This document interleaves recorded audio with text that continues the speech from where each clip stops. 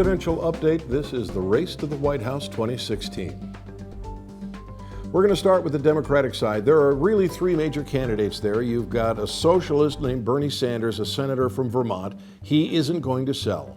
You've got Hillary Clinton, who is currently the front runner and has the greatest name recognition and has probably got a better chance than most, but it isn't the lock that some think it is for her to get the nomination. Governor O'Malley is the one dark horse who I think can take her out.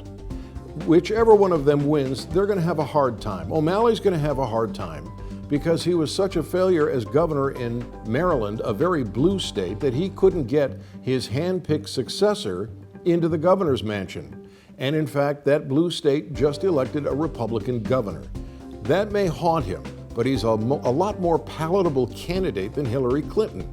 Hillary, should she get the nomination, has some real trust issues with voters. Her lead right now is strictly, I believe, based on name recognition. But if she runs, she's going to have to run against Obama, and she's going to have to run hard to the left.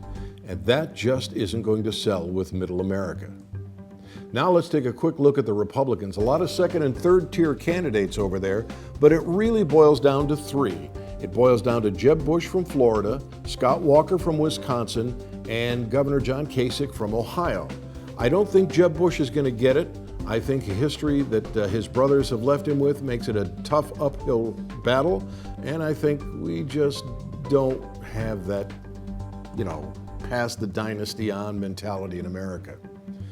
He's a nice and likable guy, and I think a knowledgeable guy. I just don't think he's going to get past that. So that leaves us with Kasich and Walker. Kasich's problem is he's got an acerbic tongue. He's fast. He's smart. I like his answers in a lot of cases, but I don't think he's got the mentality.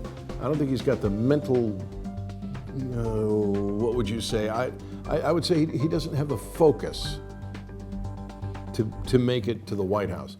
That leaves us with Scott Walker. And for him, I think it's still going to be tough, but I think he's got a good shot at this.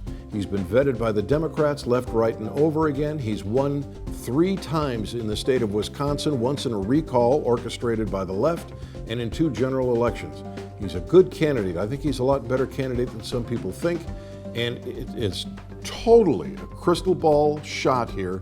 I think Scott Walker is your next president.